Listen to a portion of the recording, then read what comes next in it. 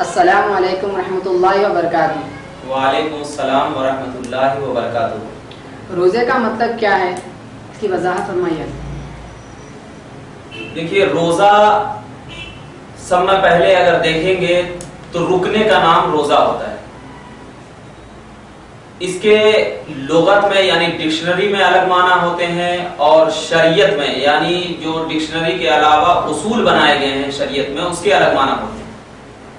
امام علامہ ابن منظور افریقی لکھتے ہیں، لغت میں یعنی ڈکشنری میں روزے کا معنی کسی چیز سے رکنے اور چھوڑ دینے کو روزہ کہتے ہیں۔ کسی بھی چیز ہو، کوئی خاص چیز نہیں، ڈکشنری میں اگر معنی دیکھیں گے کوئی بھی چیز ہو، انسان اگر اس چیز سے رک جائے تو اس کا نام کیا ہے؟ روزہ ہے۔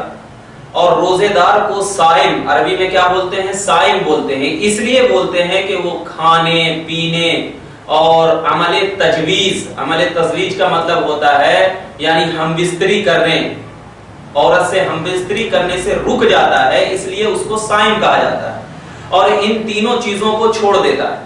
تو جو شخص بات کرنا چھوڑ دے اس کو بھی صائم کہتے ہیں، جیسے کہ قرآن پاک میں آپ نے پڑھا ہوگا انی نذرت للرحمن صوما، یعنی سورہ مریم کی جو آیت کریمہ ہے، آیت نمبر 26 میں فرمائی جاتی ہے کہ میں نے آج کس کا روزہ رکھا ہے؟ چپ رہنے کا روزہ رکھا ہے۔ تو چپ رہنے کو بھی لغت میں کیا کہتے ہیں؟ ڈکشنری میں روزہ کہتے ہیں۔